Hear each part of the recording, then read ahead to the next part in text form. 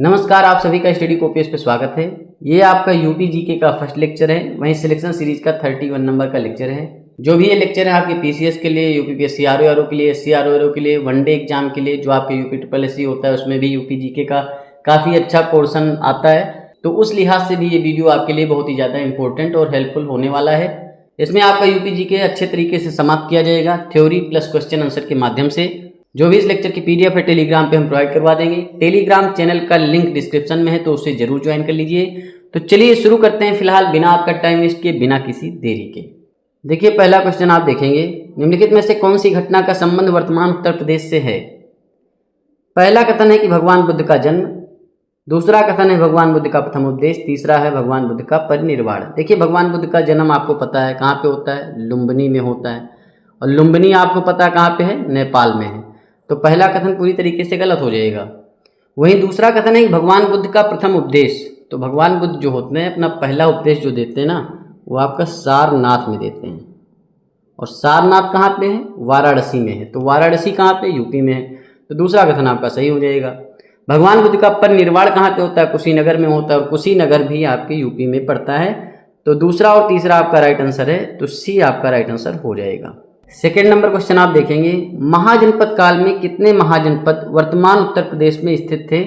देखिए महाजनपद काल की बात करें तो जो प्राचीन भारत था हमारा, ठीक, वो 16 महाजनपदों में बटा हुआ था। जैसे आज की डेट में आप देखते हैं बहुत सारे स्टेट हैं, ठीक, 28 स्टेट हैं आपके, 8 केंद्र शासित प्रदेश हो चुके हैं। तो उसी तरीके से जो प्राचीन भारत था 16 महाजनपदों में बटा हुआ था। अब उन महाजनपदों में कितने ऐसे महाजनपद थे जो कि उत्तर प्रदेश में थे, तो वो आपके 8 थे। बी राइट आंसर हो जाएगा। कौन कौन से थे आप ध्यान रखेंगे, कुरु आपका उत्तर प्रदेश में था, वहीं पांचाल भी आपका जो है वो उत्तर प्रदेश में था।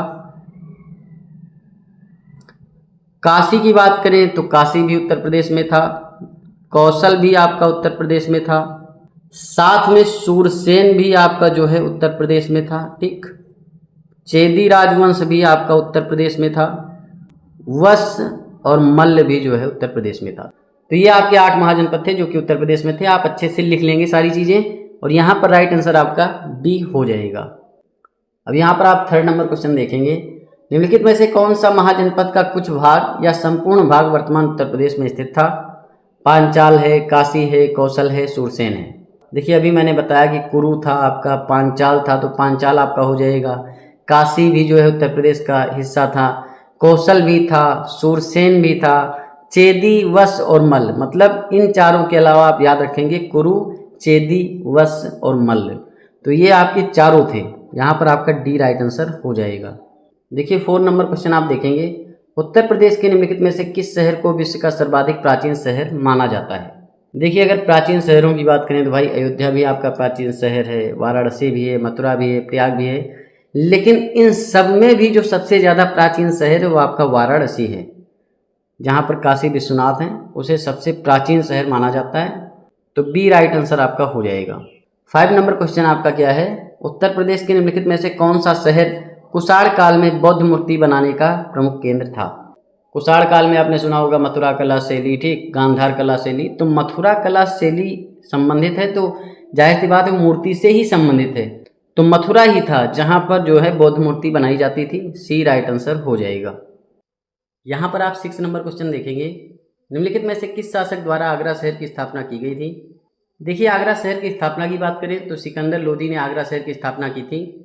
सिकंदर लोदी जो था वो लोदी वंश का एक शासक था। लोदी वंश की स्थापना जो होती है वो बहलोल लोदी करता है, बहलोल लोदी के बाद में सिकंदर लोदी आते हैं। सिकंदर लोदी का जो टाइम पीरियड होता है वो 1489 से लेकर के 1517 तक होता है। सिकंदर लोदी ऐसा शासक था जो मुसलमानों के ताजिया निकालने पर प्रतिबंध लगा देता है, अपने व्यक्तित्व को सुंदर रखने के लिए दाढ़ी वगैरह बनवाता रहता है, मतलब दाढ़ी नहीं रखता है, ऐसा एक शासक था। और सबसे बड़ी बात होती है सिकंदर लोदी की, मुसलमान स्त्रियों को पीरों एवं संतों के मजार पर जाने पर प्रतिबंध लगा देता है। तो ये सारी चीज़ें भी आप ध्यान रखेंगे। बहलोल लोदी जो है वो लोदी वंश का पहला शासक था। इब्राहिम लोदी की बात करें तो ये अंतिम शासक था। पानीपत का जो पहला युद्ध होता है बाबर और इब्राहिम लोदी के मध्य होता है, इब्राहिम लोदी की इसमें हार हो जाती है और मुगल शासन आ जाता है। 7 नंबर क्वेश्चन आप देखेंगे, कन्नौज का त्रिकोणीय संघर्ष में सम्मिलित थे। देखिए जो 8वीं शताब्दी का टाइम पीरियड होता है, 8वीं शताब्दी के टाइम पीरियड में कन्नौज पर जो है अधिकार करने के लिए 3 बड़ी शक्तियों के मध्य युद्ध होता है।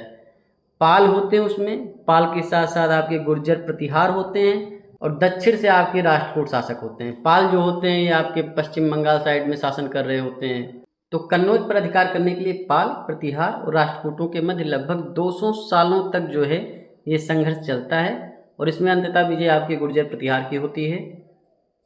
तो यहाँ फिलहाल आपका राइट आंसर हो जाएगा 1, 3, 4, तो डी राइट आंसर हो जाएगा। देखिए अगला क्वेश्चन करिए। उससे पहले उत्तर प्रदेश में भक्ति आंदोलन के जो प्रमुख संत हुए हैं वो कौन कौन से संत थे और किस तरीके से उन्होंने भक्ति आंदोलन को उत्तर प्रदेश में जागृत किया, उसके बारे में चर्चा कर लेते हैं। देखिए रामानंद जो हुए, रामानंद का जन्म जो है 1299 में प्रयागराज में हुआ था। तो कभी भी आपकी यूपी जीके में क्वेश्चन मिलाने को आ सकता है, भाई रामानंद का जन्म कहाँ हुआ, तो प्रयागराज में हुआ। इन्होंने अपना संप्रदाय सभी जातियों के लिए खोल दिया। इन्होंने भक्ति को मोक्ष का एकमात्र साधन स्वीकार किया था। साथ में जो आपके रामानंद थे, इन्होंने मर्यादा पुरुषोत्तम भगवान राम और माता सीता की आराधना को समाज के समक्ष रखा।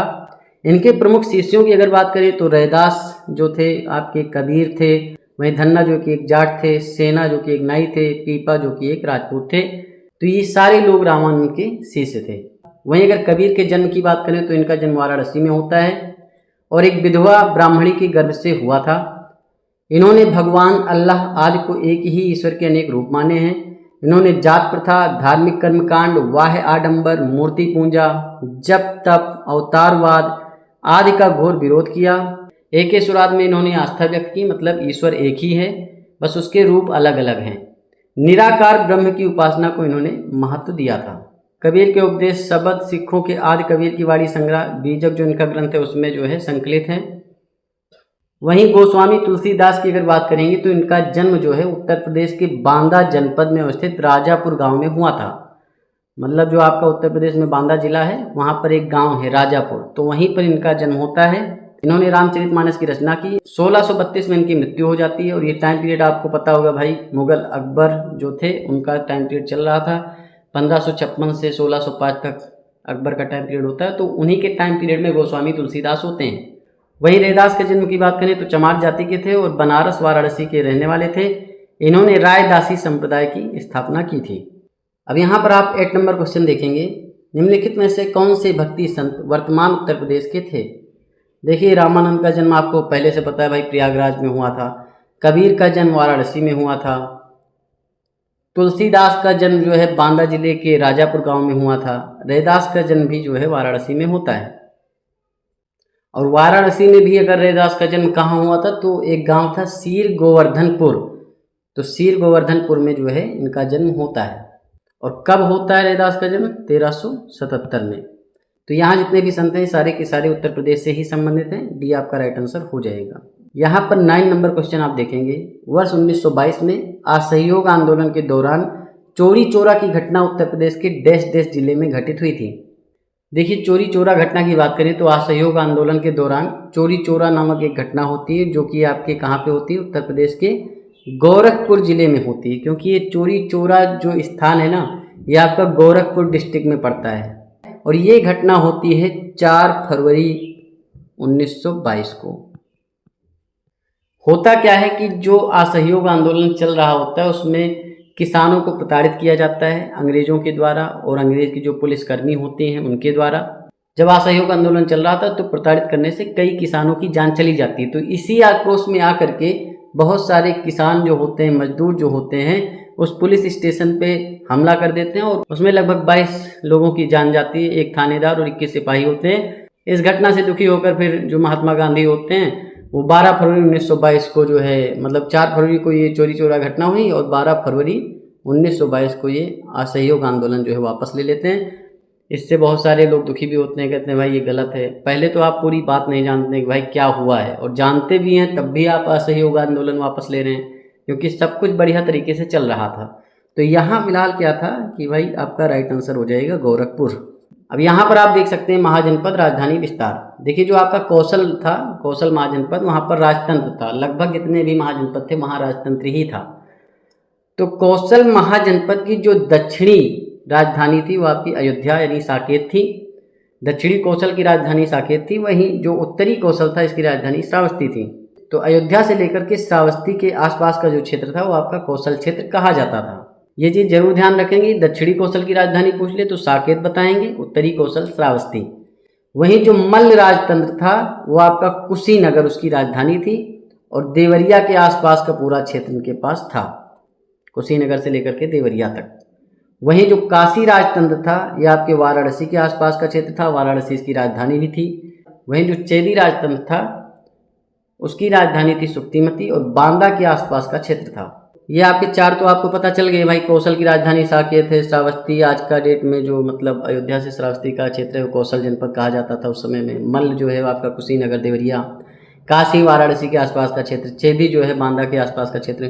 टोटल 8 महाजनपद आपके यूपी में पड़ते थे, 16 में से 8 महाजनपद। तो ये आपके चार आपको पता है। चार और आप ध्यान रखेंगे, जो आपका पांचवा मान के चलिए पांचाल। तो पांचाल जो था इसकी 2 राजधानी थी, 2 राजधानी थी। उत्तरी पांचाल की राजधानी थी अहिच्छत्र, अहिच्छत्र। तो अहिच्छत्र जो था आज की डेट में अगर आप देखेंगे तो बरेली का जो क्षेत्र है ना, बरेली जनपद आपका पड़ता है यूपी में, तो बरेली वाला क्षेत्र अहिच्छत्र कहा जाता था। उत्तरी पांचाल की राजधानी भी थी।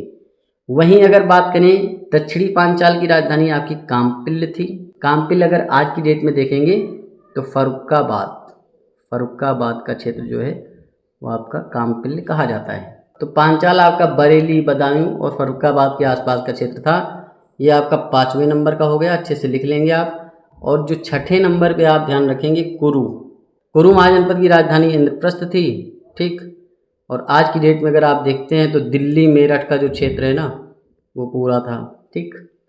वहीं फिर आपका वश जो महाजनपद था ये भी आपका राजतंत्र था। तो यहाँ पर जो राजधानी थी कौशाम्बी थी, ठीक, कौशाम्बी। और कौशाम्बी आपको पता है इलाहाबाद प्रयागराज के आसपास का क्षेत्र पड़ता है, तो आज की डेट में इलाहाबाद। वहीं जो आपका सूरसेन है, ठीक, सूरसेन जो था इसकी राजधानी मथुरा, ठीक, और मथुरा के आसपास का क्षेत्र ही सूरसेन कहा जाता था। अब यहाँ पर आप 10 नंबर क्वेश्चन देखेंगे, निम्नलिखित में से कौन सा महाजनपद उत्तर प्रदेश के बरेली, बदायूं एवं फर्रुखाबाद के आसपास के क्षेत्र में स्थित है?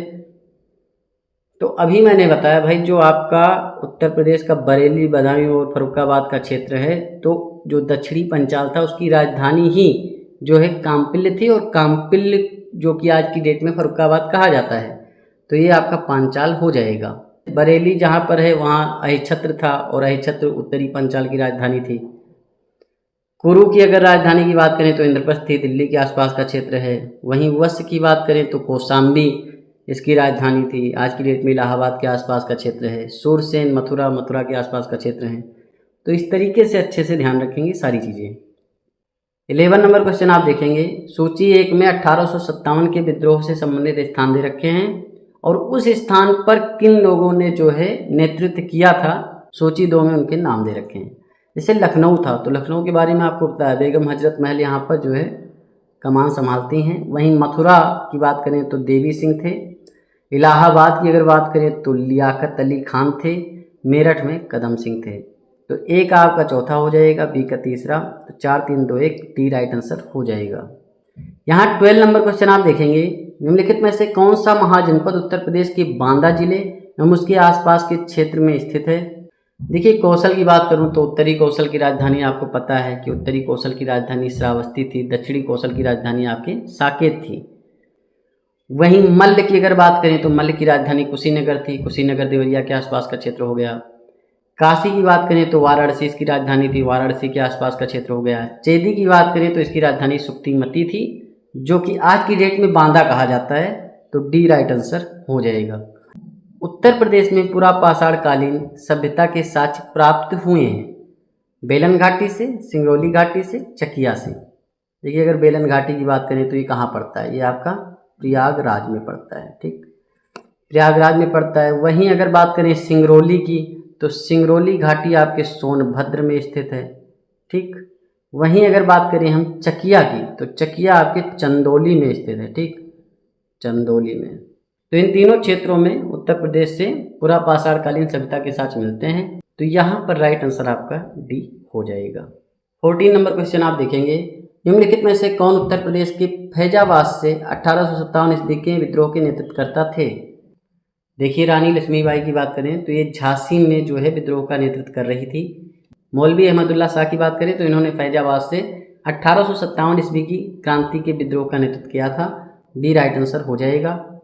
अजीमुल्ला खान और आपके नाना साहब ने कानपुर से विद्रोह का नेतृत्व किया था। देखिए, अगला क्वेश्चन करें उससे पहले थोड़ी जानकारी आप जान लीजिए।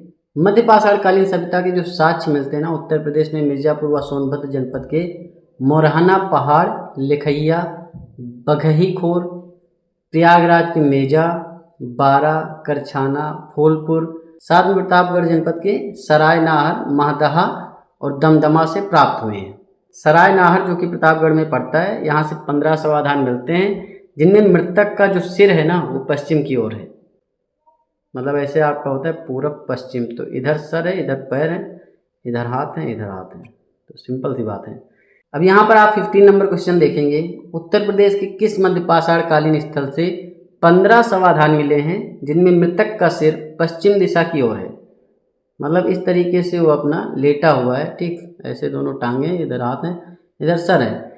तो ये जो समाधान मिले हैं आपके सराय नाहर से मिले हैं, जो कि आपके प्रतापगढ़ में पड़ता है, ठीक, प्रतापगढ़।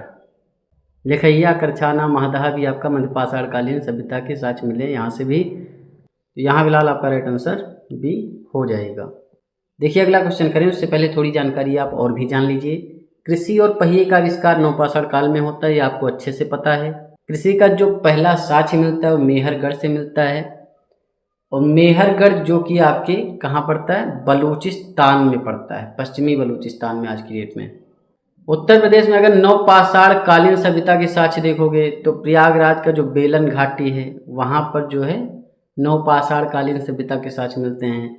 कोल्डिहवा प्रयागराज में पड़ता है, महदहा, पंचोह, ये सारे आपके नवपाषाण कालीन सभ्यता के साक्ष्य मिलने वाली जगह हैं उत्तर प्रदेश में। मिर्जापुर, सोनभद्र और प्रतापगढ़ जनपदों से भी नवपाषाण कालीन सभ्यता के साक्ष्य देखने को मिलते हैं। बेलन घाटी में जो एक कोल्डिहवा स्थान है वहाँ पर धान चावल की खेती के साक्ष्य मिले हैं, जो कि प्राचीनतम साक्ष्य हैं। बेलन घाटी से जो भी साक्ष्य मिले हैं, मिट्टी के बर्तन मिले हैं, उसके सतह पर चावल के दाने हैं, भूसी, फल के अवशेष चिपके हुए मिले हैं। उत्तर प्रदेश में अगर सिंधु सभ्यता के साक्ष्य की बात करें तो जो पश्चिमी भाग आपका पड़ता है, ये आपका पूर्वी है, ये आपका पश्चिमी है, आपका उत्तरी है, ये आपका दक्षिणी है। तो पश्चिम में जो आपका पड़ता है, यहाँ पर देखेंगे उत्तर प्रदेश में, यहाँ आपका पड़ता है मेरठ। मेरठ में ही एक जगह है आलमगीरपुर, तो आलमगीरपुर में जो है वो सिंधु सभ्यता के साक्ष्य मिलते हैं। साथ में आपका बड़ा गांव और हुलास जो सहारनपुर में है, वहाँ भी सिंधु सभ्यता के साक्ष्य मिलते हैं। हिंडन नदी के तट पर स्थित आलमगीरपुर की खोज सर्वप्रथम भारत सेवक समाज द्वारा की गई थी। इसका उत्खनन कार्य यज्ञदत्त शर्मा के निर्देशन में वर्ष 1958 में हुआ है। देखिए, आलमगीरपुर से तो आपके जो है सिंधु सभ्यता के साक्ष्य मिले ही हैं, साथ में जो नई खोज हुई हैं उनमें बुलंदशहर जनपद का भटपुरा व मानपुरा जो क्षेत्र है वहाँ से भी जो है सिंधु सभ्यता के साक्ष्य मिलते हैं। मुजफ्फरनगर जो जनपद है वहाँ पे मांडी गांव और केराना जो क्षेत्र है वहाँ से भी सिंधु सभ्यता के साक्ष्य देखने को मिलते हैं। सनोली जो आपका क्षेत्र पड़ता है ये आपके बागपत जिला में पड़ता है, वहाँ से भी मिले हैं। 16 नंबर क्वेश्चन आप देखेंगे। निम्नलिखित कथनों पर विचार कीजिए। पहला कथन है कृषि तथा पहिए का आविष्कार नवपाषाण काल में हुआ था, तो ये आपका पहला कथन पूरी तरीके से सत्य है। दूसरा कथन है कृषि का प्रथम उदाहरण मेहरगढ़ से प्राप्त होता है, तो दूसरा कथन पूरी तरीके से सत्य हो जाएगा। मेहरगढ़ क्षेत्र आपका पश्चिमी बलूचिस्तान में पड़ता है और वहाँ से कृषि के साक्ष्य मिले हैं। उत्तर प्रदेश में बेलन घाटी स्थित कोल्डिहवा का संबंध धान चावल की खेती के प्राचीनतम साक्ष्य मिले, ये भी सही है, क्योंकि जो आपका बेलन घाटी पड़ता है वहाँ से पुरापाषाण कालीन स्थल के भी साक्ष्य मिलते हैं, नवपाषाण कालीन स्थल के भी साक्ष्य मिलते हैं, और बेलन घाटी आपका प्रयागराज में पड़ता है। बेलन घाटी में एक कोल्डिहवा एक जगह है, कोल्डिहवा में जो है मिट्टी का बर्तन मिलता है, उस पर धान की भूसी वगैरह और जो चावल के दाने वगैरह सब चिपके हुए हैं, तो इससे पता चलता है भाई जो है यहाँ पर खेती होती थी। उपयुक्त कथनों में से कौन सा सही है? तो तीनों सही है, डी राइट आंसर हो जाएगा। अब यहाँ पर जो है सूची 1 में जो है उत्तर प्रदेश के सिंधु सभ्यता स्थल दे रखे हैं, वहीं सूची 2 में किस जिले में वो स्थल हैं इनकी बात की गई है।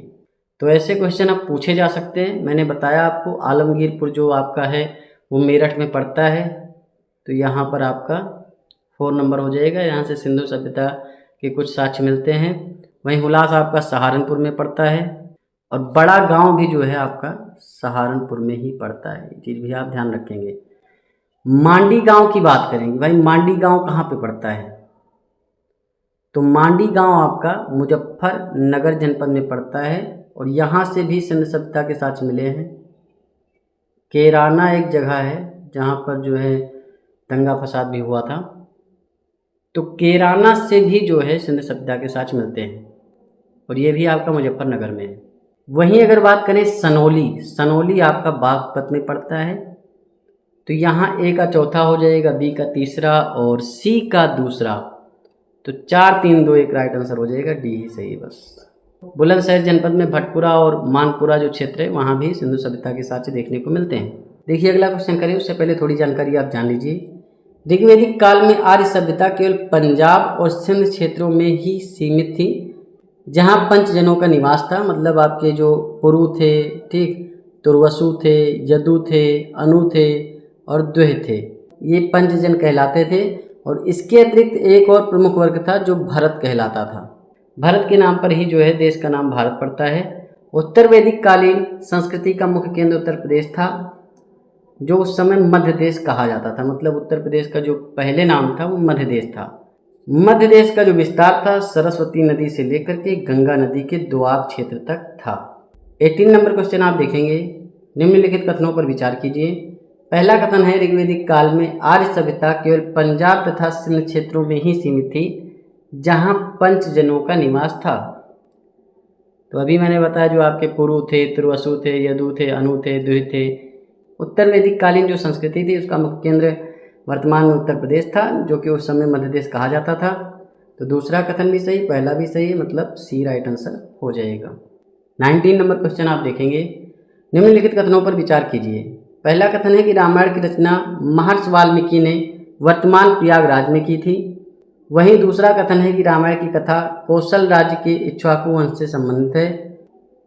उपयुक्त कथनों में से कौन सा सही आपको बताना है। देखिए जो पहला कथन है, भाई रामायण की रचना महर्षि वाल्मीकि ने की थी, वो एकदम सही बात है, लेकिन प्रयागराज में नहीं की थी। इन्होंने जो है ब्रह्मावर्त में की थी, और ब्रह्मावर्त जो क्षेत्र था वो आपका बिठूर का क्षेत्र कहा जाता है आज की डेट में, और बिठूर जो कि आपके कानपुर में पड़ता है। तो कल को कानपुर भी दे दे अगर जिला में तो फिर लगा देना। फिलहाल ब्रह्मावर्त में करते हैं, और ब्रह्मावर्त आज की डेट में बिठूर को कहा जाता है, और ये आपके कानपुर में पड़ता है। और दूसरा कथन है भाई रामायण की कथा कौशल राज्य के जो है इक्ष्वाकु वंश से संबंधित है, तो एकदम सही बात है। कौशल राजवंश आपको पता है, ठीक। कौशल की राजधानी भी आपको दक्षिणी कौशल की अयोध्या थी, उत्तरी कौशल की श्रावस्ती थी। तो पहला कथन तो गलत है, दूसरा सही है, मतलब केवल 2। तो यहाँ पर बी राइट आंसर हो जाएगा। देखिए अगला क्वेश्चन करें, उससे पहले ये जानकारी जान लीजिए भाई बुद्ध काल में उत्तर प्रदेश में कितने गणराज्य थे। तो कल को क्वेश्चन पूछ ले भाई बुद्ध काल जो था उस टाइम पीरियड में उत्तर प्रदेश में कितने गणराज्य थे, तो 7 थे। कपिलवस्तु के शाक्य थे, केलपुत्र के कालाम थे, रामग्राम के कोली थे, कुशीनगर के मल्ल थे, पावा के मल्ल थे और पिपली वन के मौर्य थे। तो टोटल 7 मुख्य गणराज्य थे आपके बुद्ध काल में उत्तर प्रदेश में। तो यहाँ पर आप 20 नंबर क्वेश्चन देखेंगे, बुद्ध काल में उत्तर प्रदेश में कितने गणराज्य थे, तो 7 थे, ए राइट आंसर हो जाएगा। उत्तर प्रदेश में अशोक के कितने शिलालेख मिले हैं, तो इस पर भी चर्चा कर लेते हैं। जैसे आपका टोपरा है जो कि खिरजाबाद सहारनपुर में है, तो ये एक स्तंभ लेख है जो कि अशोक से संबंधित है और ये आपके उत्तर प्रदेश में है। वहीं कौशाम्बी का स्तंभ लेख है, मेरठ का स्तंभ लेख, सारनाथ का लघु शिलालेख, अहरोरा मिर्जापुर का लघु शिलालेख। तो कभी क्वेश्चन पूछ ले अहरोरा का शिलालेख कहाँ है, तो मिर्जापुर में है। सारनाथ का है, मेरठ का स्तंभ लेख है, कौशाम्बी का स्तंभ लेख, टोपरा जो कि इस समय सहारनपुर में है, टोपरा जो कि आपके सहारनपुर का स्तंभ लेख है। तो ये 5 आपके अशोक के स्तंभ लेख हैं या अभिलेख कह लीजिए, जो कि आपके उत्तर प्रदेश में पड़ते हैं। साथ में गुप्त साम्राज्य के बारे में भी थोड़ी जानकारी आप जानेंगे। देखिए गुप्त साम्राज्य का उदय जो होता है 3री शताब्दी में प्रयाग के निकट कौशाम्बी उत्तर प्रदेश में ही होता है। गुप्त वंश का संस्थापक श्रीगुप्त था, 240 से 280 ईस्वी तक इसका टाइम पीरियड था। चंद्रगुप्त प्रथम ने मगध की सीमा को काशी तथा कौशल तक बढ़ा दिया था। वहीं गुप्त संवत जो है 319 से 320 ईस्वी की शुरुआत अगर किसी ने की थी तो चंद्रगुप्त प्रथम ने की थी। जो चंद्रगुप्त प्रथम का उत्तराधिकारी था वो समुद्रगुप्त था, जिसे भारत का नेपोलियन भी कहा जाता है। ये 335 ईस्वी के आसपास राजगद्दी पर बैठता है। इसने आर्यावर्त के 9 शासकों और दक्षिणावर्त के 12 शासकों को पराजित किया था। इन्हीं विजयों के कारण इसे भारत का नेपोलियन कहा जाता है। गुप्त काल से जो अभिलेख प्राप्त हुए ना, उनमें आपका भिलसड़ अभिलेख है जो कि एटा में है, गढ़वा का अभिलेख प्रयागराज में है, करमदंडा अभिलेख आपके फैजाबाद में है, मथुरा का शिलालेख आपका मथुरा में ही पड़ेगा, भीतरी स्तंभ लेख जो पड़ता है वो आपके गाजीपुर में है, कहोम स्तंभ लेख आपके गोरखपुर में पड़ता है। तो ये आपके स्तंभ लेख है, इन्हें आप अच्छे से ध्यान रखेंगे भाई, ये स्तंभ लेख इस जगह पाया जाता है। अब यहाँ पर आप 21 नंबर क्वेश्चन देखेंगे। उत्तर प्रदेश में सम्राट अशोक से संबंधित जो अहरोरा का लघु शिलालेख है किस स्थान से प्राप्त हुआ? यहाँ पर स्थान नहीं लिखा है तो आप ऐड कर लेंगे। अहरोरा स्तंभ लेख आपके सम्राट अशोक से ही संबंधित है और आपके मिर्जापुर में पड़ता है। मेरठ में मेरठ स्तंभ लेख है, वहीं टोपरा स्तंभ लेख सहारनपुर से संबंधित है। साथ में आपका सारनाथ का जो स्तंभ लेख है वो भी आपके सम्राट अशोक से संबंधित है, तो ये चीज़ आप ध्यान रखेंगे। अब यहाँ पर आप 22 नंबर क्वेश्चन देखेंगे। निम्नलिखित कथनों पर विचार कीजिए। पहला कथन है कि गुप्त साम्राज्य का उदय 3री शताब्दी में प्रयाग के निकट कौशाम्बी उत्तर प्रदेश में हुआ था। एकदम सही बात है भाई। 240 से 280 ईस्वी तक जो है आपके श्रीगुप्त जो होते हैं वो गद्दी पर बैठते हैं और यही 240 ईस्वी में जो है गुप्त साम्राज्य की स्थापना करते हैं। गुप्त साम्राज्य के पहले शासक भी थे, ये आपके श्रीगुप्त ही थे। तो पहला कथन तो सही है। दूसरा है कि गुप्त संवत की शुरुआत श्रीगुप्त ने की नहीं। जो गुप्त संवत की शुरुआत करते हैं वो चंद्रगुप्त प्रथम करते हैं 319 से 20 में।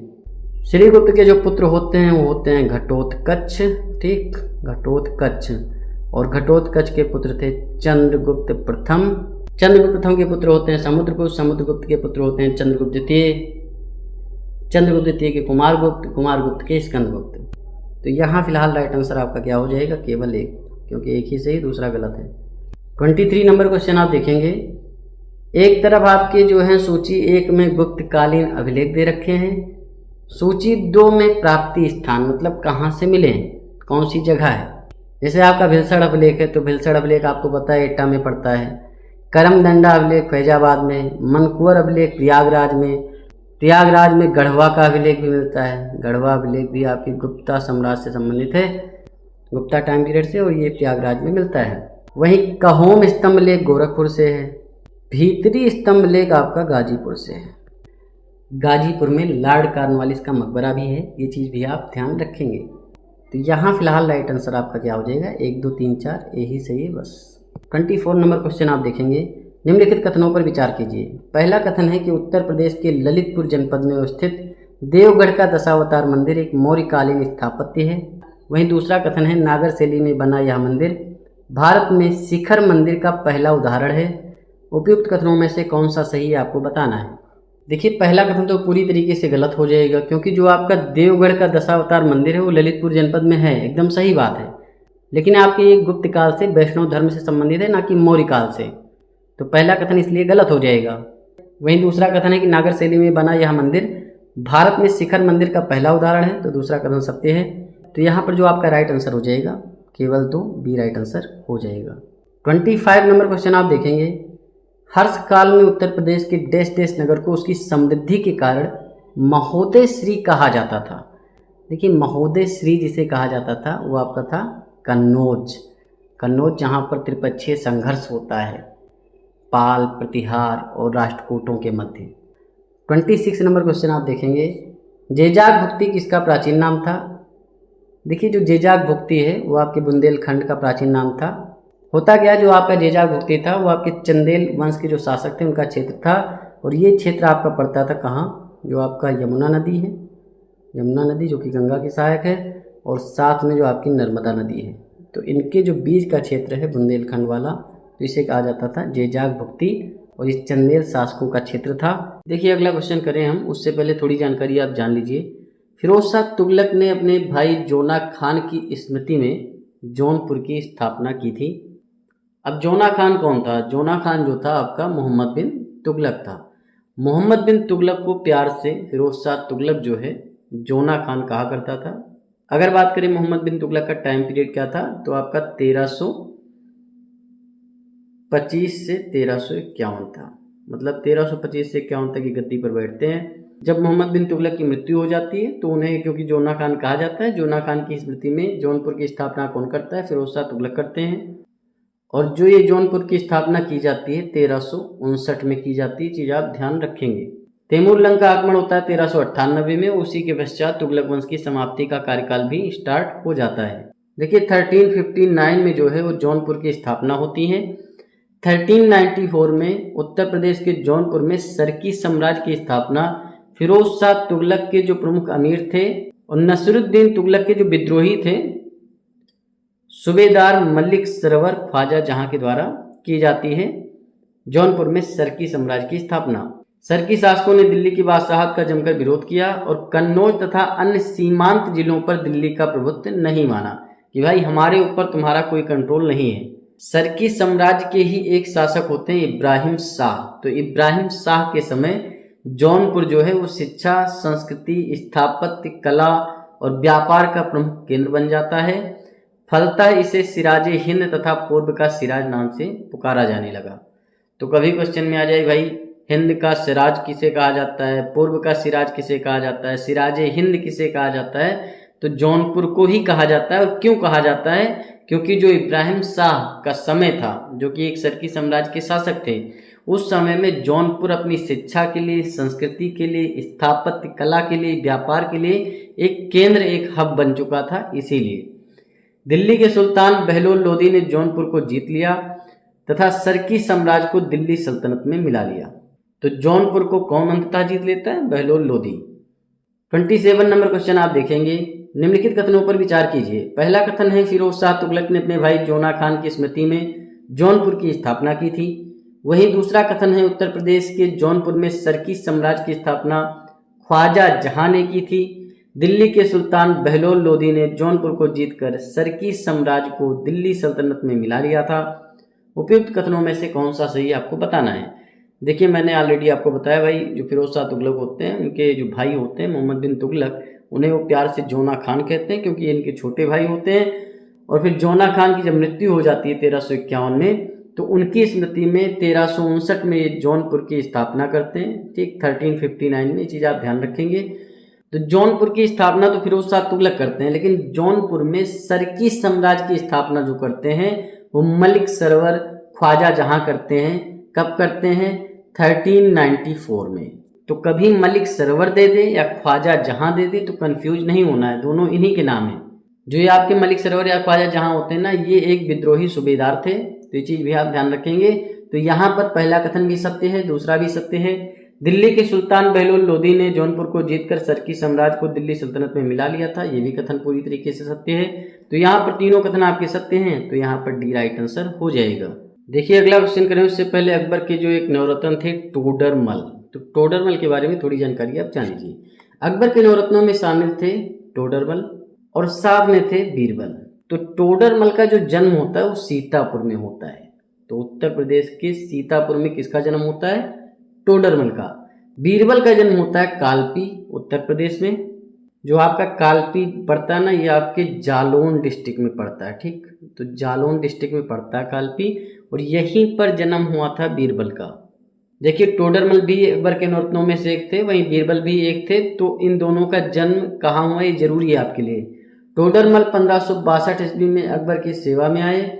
दीवाने अशरफ के पद पर कार्य करते हुए इन्होंने भूमि सुधार का महत्वपूर्ण कार्य किया था।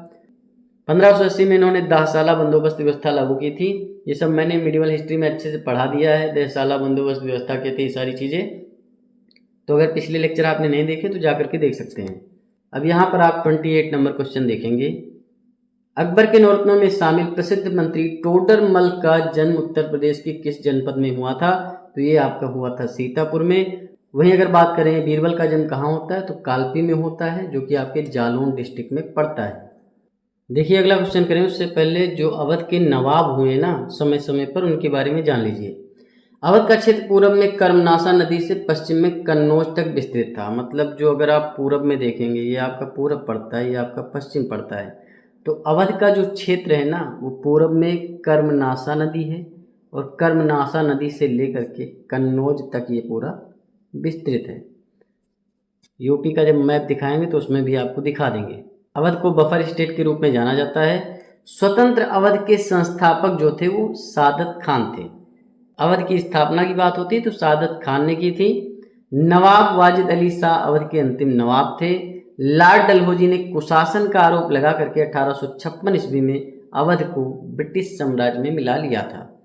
लॉर्ड डलहौजी के बारे में आपको अच्छे से पता है, मतलब कुशासन का आरोप लगा करके राज्य हड़प नीति के तहत बहुत सारे राज्यों को इन्होंने अपने साम्राज्य में, ब्रिटिश साम्राज्य में मिलाया था। देखिए, अवध की अगर स्थापना की बात पूछें तो भाई जो अवध की स्थापना की थी आपके सादत खान ने की थी। जो आपके सादत खान होते हैं ना, इनका टाइम पीरियड होता है 1722 से 39। अगर कभी इनका पूरा नाम देते बुरहान मुल्क सादत अली खान इनका पूरा नाम था, तो कभी हो सकता है सादत अली खान ना दे, बुरहान मुल्क दे दे, तो कंफ्यूज नहीं होना है, वो भी आपका सही आंसर ही होगा। तो 1722 से 39 तक ये गद्दी पर बैठते हैं। उसके बाद आपके सफदरजंग आ जाते हैं और ये 1739 से 54 तक गद्दी पर बैठते हैं। फिर शुजाउद्दौला 1754 से 75, फिर आसफुद्दौला, फिर वजीर अली, फिर सादत अली खान। अब देखिए, सादत खान में और सादत अली खान में थोड़ा अंतर है और यहाँ पर आपका ये द्वितीय भी लग जाएगा, क्योंकि ये आपके सादत अली खान जो आपके हैं ये प्रथम हैं, तो ये चीज़ आप ध्यान रखेंगे, प्रथम, उसके बाद ये द्वितीय हो जाएंगे 1798 से 1814। गाजिउद्दीन हैदर अली खान 1814 से 27, फिर आपके नसीरुद्दीन मोहम्मद अली 1827 से 42, अमजद अली खान, फिर लास्ट में आएंगे वाजिद अली शाह 1843 से 56 तक ये गद्दी पर बैठते हैं। अब यहाँ पर आप 29 नंबर क्वेश्चन देखेंगे कि अवध के निम्नलिखित नवाबों को कालानुक्रम में व्यवस्थित कीजिए। सफदरजंग हैं, आसफुद्दौला हैं, सादत अली खान हैं, नसीरुद्दीन मोहम्मद अली हैं, तो आपको इनको क्रम में लगाना है। देखिए, यहाँ पर क्रम की अगर बात करें सफदरजंग की, तो सफदरजंग के ठीक पहले जिन्होंने अवध की स्थापना की वो आपकी कौन थे? सादत अली खान, जो कि अवध के पहले नवाब थे और इनका पूरा नाम था बुरहान मुल्क सादत अली खान। सादत अली खान का टाइम पीरियड 1722 से 39 होता है और 39 में ही आपकी गद्दी पर बैठ जाते हैं सफदरजंग। तो 1739 से 54 तक ये गद्दी पर बैठते हैं। सफदरजंग के बाद में शुजाउद्दौला आते हैं और 54 से 75 तक वो गद्दी पर रहते हैं। काफ़ी लंबा टाइम पीरियड होता है। जब 1775 में शुजाउद्दौला की मृत्यु हो जाती है तो आसफुद्दौला गद्दी पर बैठते हैं और ये जो है 1775 से 97 तक गद्दी पर बैठते हैं। और यहाँ पर आपका सादत अली खान द्वितीय होगा, ठीक। तो सादत अली खान द्वितीय की अगर बात करें तो इनका टाइम पीरियड होता है 1798 से 1814।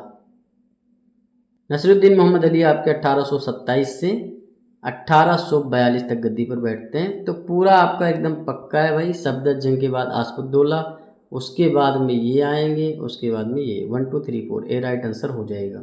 यहाँ पर आप 30 नंबर क्वेश्चन देखेंगे। सूची 1 में पत्रिका का नाम दे रखा है, सूची 2 में प्रकाशन स्थान दे रखा है, मतलब कौन सी पत्रिका किस स्थान से प्रकाशित हुई थी। तो अभ्युदय नाम की एक पत्रिका थी जो कि मदन मोहन मालवीय इसका संपादन करते थे, प्रकाशन करते थे, और इसका प्रकाशन कहाँ से होता था? काशी से होता था। तो मदन मोहन मालवीय आप याद रखेंगे अभ्युदय पत्रिका से संबंधित हैं और 1907 में इसका प्रकाशन होता था। वहीं अगर प्रताप की बात करें, प्रताप नाम की एक पत्रिका थी जो आपके गणेश शंकर विद्यार्थी, ठीक, गणेश शंकर विद्यार्थी इसका प्रकाशन करते थे। ये आपके मदन मोहन मालवीय थे। गणेश शंकर विद्यार्थी ये प्रताप नाम की पत्रिका कानपुर से संपादन करते थे 1913 में। वहीं माधुरी नाम की जो पत्रिका थी तो इसका संपादन कौन करते थे? दुलारे लाल भार्गव, और इसका संपादन लखनऊ से होता था 1922। प्रभा नाम की पत्रिका जो थी इसका संपादन बालकृष्ण शर्मा करते थे और इसका संपादन कानपुर से होता था 1921। तो यहाँ पर जो भी है 1 2 3 4 आपका राइट आंसर हो जाएगा। देखिए, अगला क्वेश्चन करें उससे पहले थोड़ी जानकारी आप जान लीजिए। ब्रिटिश काल की जब शुरुआत होती है ना तो उत्तर प्रदेश जो होता है वो बंगाल प्रेसिडेंसी का हिस्सा था, लेकिन बाद में 1833 ईस्वी में इसे बंगाल प्रेसिडेंसी से अंग्रेज लोग अलग कर देते हैं और इसे पश्चिमोत्तर प्रांत, यानी आरंभ में इसे आगरा प्रेसिडेंसी कहा जाता था। 1902 में पश्चिमोत्तर प्रांत का नाम बदल करके संयुक्त प्रांत कर दिया गया। तो जो आपका उत्तर प्रदेश है शुरुआत में मतलब 1833 में जब बंगाल प्रेसिडेंसी से इसे अलग करते तो उस समय इसका नाम था पश्चिमोत्तर प्रांत। पश्चिमोत्तर प्रांत का मतलब क्या था कि पश्चिम आपका ये है, ठीक, पूरब ये, पश्चिम ये, और ये आपका उत्तर हो गया, तो पश्चिमोत्तर प्रांत माना जाता था ये, ठीक। और ये बंगाल के लिहाज से इसे पश्चिमोत्तर प्रांत कहा गया। और 1902 में पश्चिमोत्तर प्रांत का नाम बदल करके संयुक्त प्रांत किया गया। प्रारंभ में संयुक्त प्रांत की राजधानी इलाहाबाद थी, जिसे 1921 में लखनऊ स्थानांतरित कर दिया गया। अब यहाँ पर आप 31 नंबर क्वेश्चन देखेंगे, किस वर्ष संयुक्त प्रांत की राजधानी इलाहाबाद से लखनऊ स्थानांतरित की गई थी? 1921 तक संयुक्त प्रांत की राजधानी इलाहाबाद थी और 1921 में जो है इसकी राजधानी बदल दी जाती है और जो है लखनऊ को राजधानी बना दिया जाता है। वर्ष 1947 तक भारतीय राष्ट्रीय कांग्रेस के कुल 9 अधिवेशन ऐसे थे जो आपके उत्तर प्रदेश में आयोजित किए जाते हैं। 1888, 1892, 1910 जो ये सन है। 1888 में भी इलाहाबाद में जो है कांग्रेस का अधिवेशन होता है, 1892 में भी और 1910 में भी। 1899, 1916 और 1936 में लखनऊ में अधिवेशन किया जाता है। 1905 में वाराणसी में अधिवेशन होता है। 1925 में कानपुर में होता है जिसकी अध्यक्षता सरोजिनी नायडू करती हैं। 1946 में कांग्रेस का अधिवेशन मेरठ में होता है। तो ये सारी चीज़ें आप ध्यान रखेंगे। टोटल अगर आप देखेंगे तो 3 अधिवेशन इलाहाबाद में हुए, 3 अधिवेशन लखनऊ में हुए, 1 अधिवेशन वाराणसी में, 1 आपका कानपुर में, 1 मेरठ में। तो टोटल अगर जिले पूछ ले भाई कितने जिलों में उत्तर प्रदेश के अधिवेशन हो चुके हैं, कभी ऐसा भी क्वेश्चन बन सकता है। तो भाई इलाहाबाद में 3 होते हैं, लखनऊ में दूसरा जिला हो गया, वाराणसी में तीसरा जिला, लखनऊ में चौथा जिला और 5वां जिला मेरठ में। मतलब टोटल 5 जिलों में ही कांग्रेस के अधिवेशन होते हैं। अब यहाँ पर आप 32 नंबर क्वेश्चन देखेंगे, उत्तर प्रदेश में वर्ष 1947 तक भारतीय राष्ट्रीय कांग्रेस के कुल कितने अधिवेशन होते हैं? तो टोटल 9 अधिवेशन होते हैं, मैंने बता दिया। 3 इलाहाबाद में होते हैं, 3 लखनऊ में होते हैं, 1 आपका मेरठ में, 1 कानपुर में और 1 वाराणसी में। टोटल 9 अधिवेशन होते हैं। 33 नंबर क्वेश्चन आप देखेंगे, निम्नलिखित में से कौन उत्तर प्रदेश किसान सभा के गठन से संबंधित नहीं है? देखिए जो उत्तर प्रदेश किसान सभा का गठन होता है 1918 में होता है। सबसे पहले तो आप ये चीज़ ध्यान रखेंगे भाई 1980 में उत्तर प्रदेश किसान सभा का गठन हुआ और इस गठन में मुख्यतः 3 लोग सम्मिलित थे। कौन कौन थे? गौरी शंकर मिश्रा थे, इंद्र नारायण द्विवेदी थे और मदन मोहन मालवीय थे। तो ये 3 लोग जो थे उत्तर प्रदेश किसान सभा के गठन से संबंधित हैं। इनके अलावा भी बाद में कुछ लोग इसमें जुड़ते हैं, जैसे बाबा रामचंद्र हैं, छिंगरी पाल सिंह हैं, दुर्गा पाल सिंह हैं। इन्होंने उत्तर प्रदेश किसान सभा को संगठित और शक्तिशाली बनाने में बहुत ही महत्वपूर्ण भूमिका निभाई। तो ये सारी चीज़ें आप ध्यान रखेंगे। यहाँ पर जो है आपके ये तीनों लोग संबंधित हैं और इसमें पूछा गया कौन से संबंधित नहीं है, तो डी राइट आंसर हो जाएगा, क्योंकि स्वामी सहजानंद सरस्वती संबंधित नहीं है। अगर यहाँ पर क्वेश्चन होता अखिल भारतीय किसान आंदोलन तो उससे ये संबंधित है, लेकिन उत्तर प्रदेश किसान सभा से संबंधित नहीं होते हैं, क्योंकि जो अखिल भारतीय किसान सभा की स्थापना होती है 1936 में होती है, जबकि उत्तर प्रदेश किसान सभा की स्थापना 1918 में। मतलब 18 दूना 36 होता है ना, तो उसी हिसाब से आप इसे समझ के चलेंगे। 34 नंबर क्वेश्चन आप देखेंगे, एका आंदोलन जो वर्ष 1921 में मदारी पासी नामक किसान द्वारा शुरू किया गया था का प्रभाव उत्तर प्रदेश के किस क्षेत्र में सर्वाधिक था? तो देखिए 1921 में मदारी पासी नाम का एक व्यक्ति था, किसान था, जो एका आंदोलन को स्टार्ट करता है। उत्तर प्रदेश के जो इसमें क्षेत्र सम्मिलित थे वो आपका जैसे हरदोई है, ठीक, बहराइच है, साथ में आपका सुल्तानपुर है, वहीं आपका सीतापुर है। तो ये सारे क्षेत्र जो हैं आपके उत्तर प्रदेश के उत्तरी क्षेत्र हैं, मतलब ये वाले क्षेत्र हैं, ठीक। बहराइच, श्रावस्ती, हरदोई, ये सारे क्षेत्र आपके उत्तरी क्षेत्र हैं। तो यहाँ जो राइट आंसर हो जाएगा सी हो जाएगा।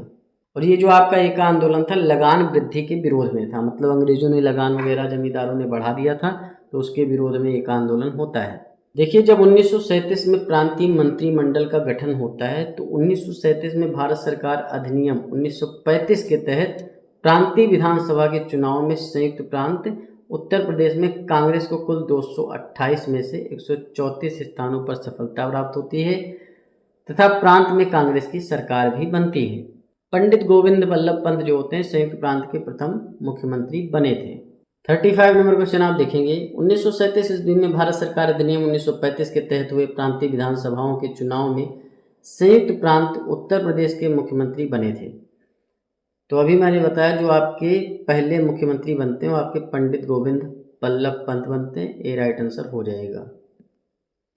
36 नंबर क्वेश्चन आप देखेंगे, काकोरी एक्शन प्लान के शहीदों के फांसी के स्थान के संदर्भ में निम्नलिखित में से कौन सा युग्म सम्मिलित नहीं है। देखिए जो राजेंद्र नाथ लाहिड़ी होते हैं इनको फांसी दी जाती है गोंडा में, एकदम सही बात है।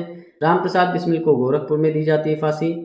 ठाकुर रोशन सिंह को शाहजहांपुर में फांसी नहीं दी जाती है, इन्हें फांसी दी जाती इलाहाबाद में। ठीक, अशफाक उल्लाह खान को फैजाबाद में।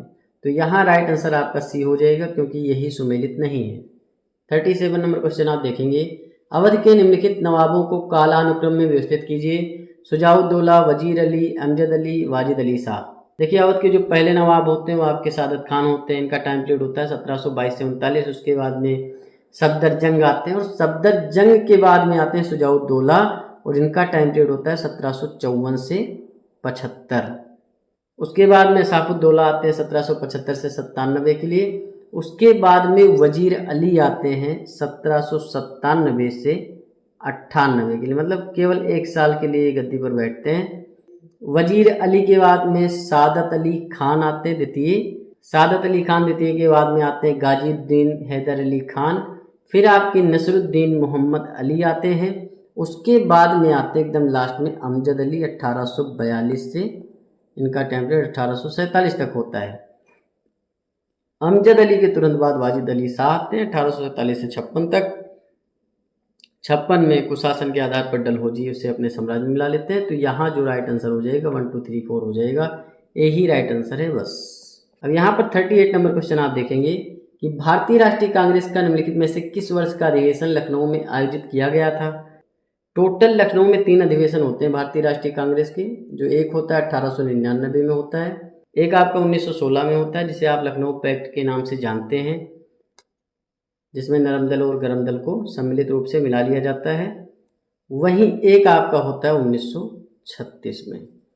तो टोटल 3 बार लखनऊ में अधिवेशन होता है और यहाँ पर राइट आंसर आपका हो जाएगा 1899 में। 1946 में जो आपका अधिवेशन होता है वो मेरठ में होता है। वहीं जो 1892 में अधिवेशन होता है ये आपका इलाहाबाद में आयोजित किया जाता है। 1910 वाला अधिवेशन भी इलाहाबाद में ही होता है और इलाहाबाद में जो है एक अधिवेशन होता है 1888 में। 3 बार लखनऊ में, 3 बार इलाहाबाद में। देखिए अगला क्वेश्चन करें उससे पहले उत्तर प्रदेश की नृत्य कला के बारे में थोड़ी जानकारी आप जान लीजिए। भारत के शास्त्रीय 9 नृत्यों में से एक कथक है। यह उत्तर प्रदेश में ही पुष्पित और पल्लवित होता है, मतलब ज़्यादातर जो इसका विकास होता है इस कला का, ठीक, इस नृत्य कला का, वो आपके उत्तर प्रदेश में होता है। कथक बना है कथा यानी कहानी शब्द से। इसमें नृत्य के माध्यम से किसी पौराणिक कहानी को पेश किया जाता है। शास्त्रीय नृत्य की यह शैली 7वीं सदी में उत्तर भारत में विकसित होती है। जो आपका कथक नृत्य होता है इसमें हाथ और पैर का बेहद ही जटिल संयोजन होता है। साथ ही साथ जो है कथा के अनुरूप कथक में चेहरे के भावों को भी व्यक्त करना पड़ता है, मतलब चेहरे में गुस्सा दिखाना है, प्रेम दिखाना है, सारी चीज़ें। संगीत के वाद्य यंत्रों खासकर तबले और पखावज की ताल पर पैरों की थिरकन और हाव भाव को प्रदर्शित करना इसे अनूठी नृत्य शैली बनाता है। वहीं जो आपके कथक के प्रमुख घराने हैं तो वो आपका जयपुर घराना है, ठीक, जो कि आपके कथक नृत्य से संबंधित है। वहीं लखनऊ घराना तो फेमस ही है और साथ में बनारस घराना भी कथक नृत्य से संबंधित है। 39 नंबर क्वेश्चन आप देखेंगे, निम्नलिखित कथनों पर विचार कीजिए। पहला कथन है कि कथक भारत के 6 शास्त्रीय नृत्यों में से एक है। दूसरा कथन है शास्त्रीय नृत्य की यह शैली 7वीं सदी में उत्तर भारत में विकसित हुई थी। उपयुक्त कथनों में से कौन सा सही है ये आपको बताना है। देखिए पहला कथन पूरी तरीके से सत्य है। जो आपके 6 शास्त्रीय नृत्य हैं भारत में उसमें से कथक एक प्रमुख नृत्य है, इतना मान के चलिए।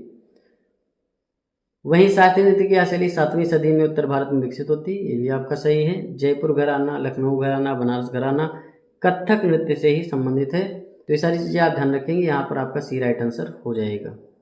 40 नंबर क्वेश्चन आप देखेंगे, निम्नलिखित कथनों पर विचार कीजिए। पहला कथन है कि चरकुला नृत्य शैली में नृत्यांगना अपने सिर पर जलते हुए दीपकों का मुकुट सरीखा धारण कर जटिल भाव भंगिमाओं को प्रदर्शित करती है।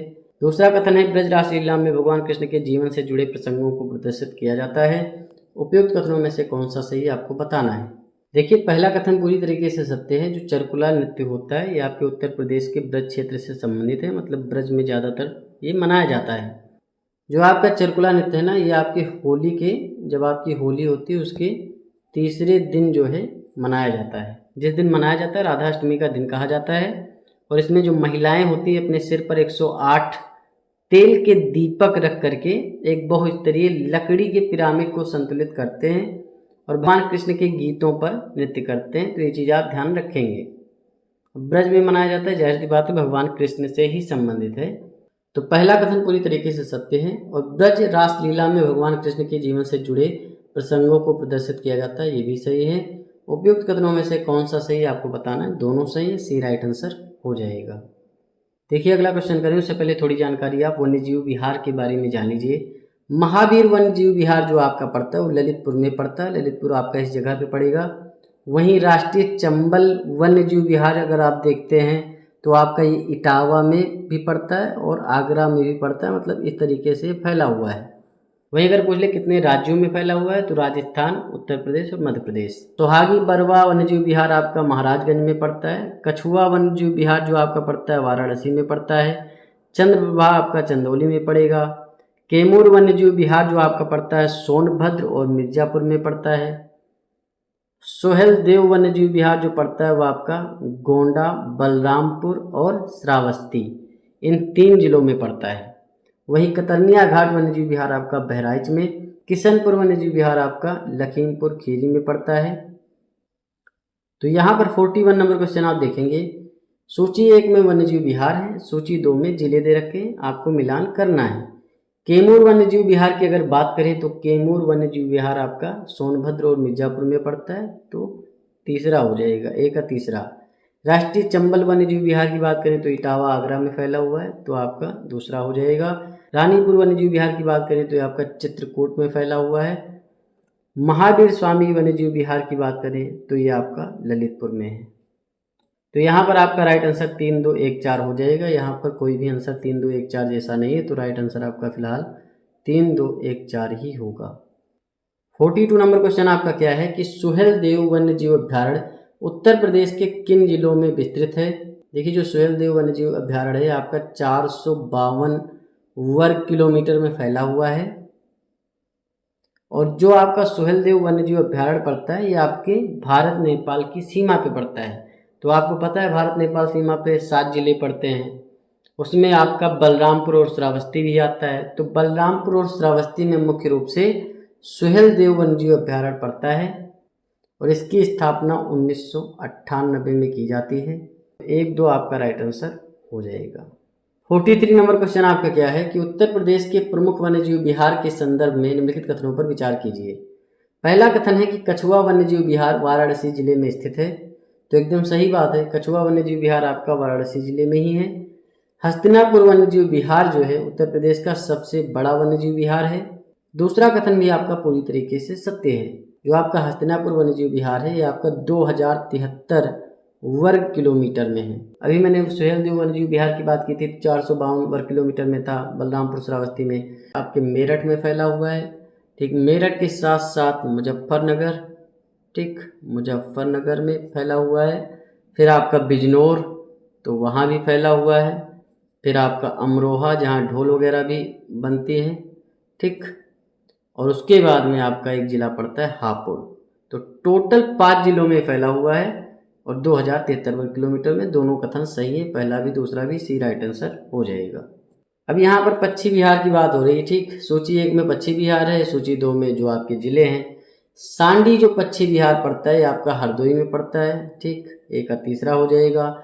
समस्पुर पश्चिम बिहार आपका रायबरेली। सूर सरोवर जो आपका पड़ता है ये आपके आगरा में पड़ता है। ओखला पश्चिम बिहार आपका गौतम बुद्ध नगर।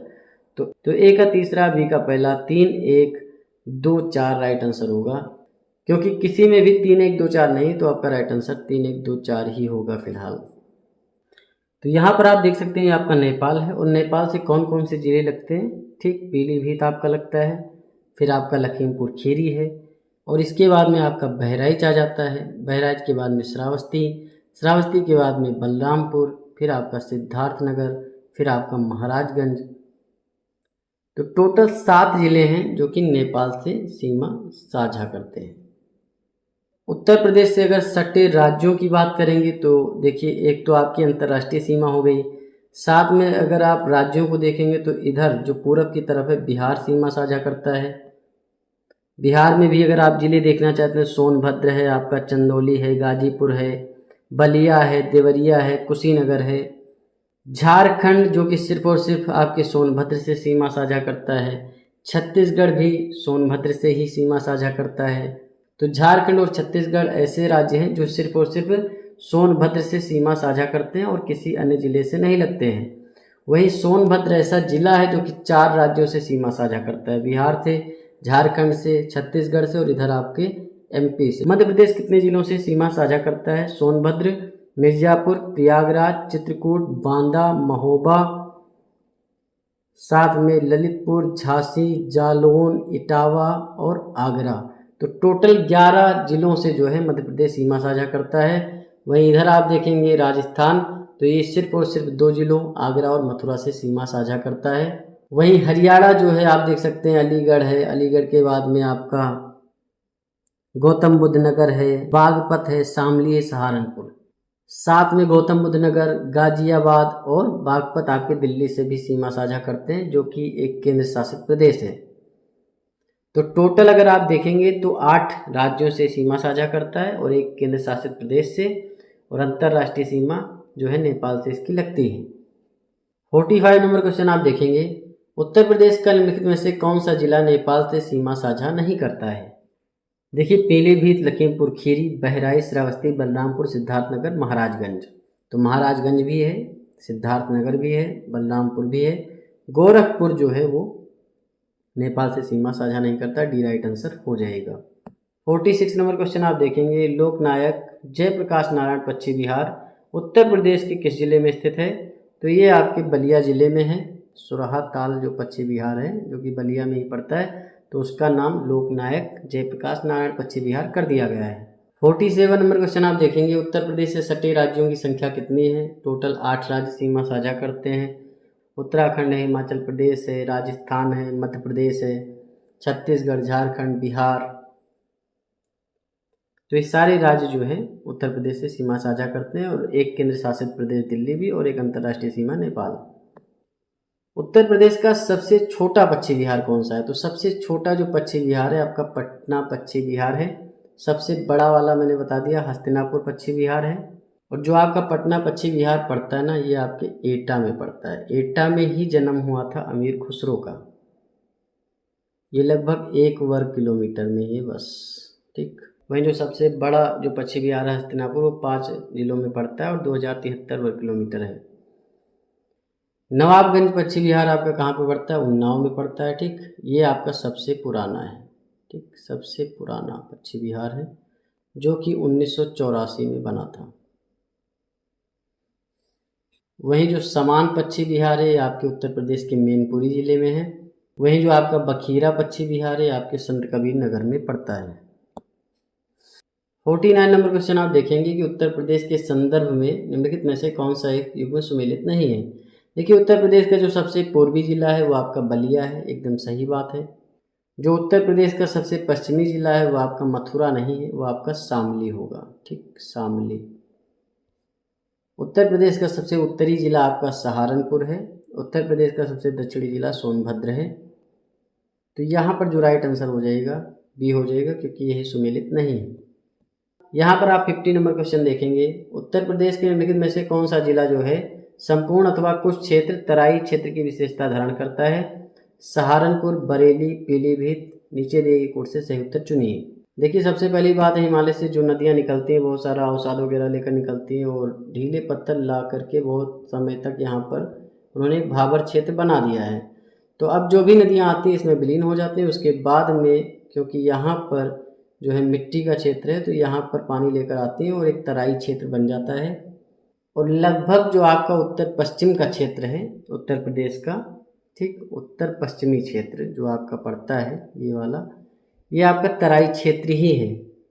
देखिए जो आपका उत्तर पश्चिमी क्षेत्र आपका सहारनपुर है, और सहारनपुर से लेकर के पूर्व में जो आपका देवरिया तक का क्षेत्र पड़ता है, इधर देवरिया और इधर आपका सहारनपुर, तो यहाँ तक आपका जो है तराई क्षेत्र विस्तृत है। और इसमें सहारनपुर हो गया, बिजनौर, बरेली, पीलीभीत, लखीमपुर खीरी, बहराइच, गोंडा, बस्ती, गोरखपुर, देवरिया, ये सारे ज़िले आते हैं। तो यहाँ आपका सहारनपुर भी आपका राइट आंसर है, बरेली भी राइट आंसर है, पीलीभीत भी राइट आंसर है। तो यहाँ 1, 2, 3 डी राइट आंसर हो जाएगा। तो ये था आपका सिलेक्शन सीरीज का 31 नंबर का लेक्चर। इसकी पीडीएफ टेलीग्राम पे प्रोवाइड करवा दी जाएगी। टेलीग्राम चैनल का लिंक डिस्क्रिप्शन में, उसे जरूर ज्वाइन कर लीजिए। मन लगा के पढ़ाई करते रहिए। चैनल को सब्सक्राइब करिए, वीडियो को लाइक करिए, शेयर करिए। मिलते हैं नेक्स्ट वीडियो में। धन्यवाद, थैंक यू, शुक्रिया।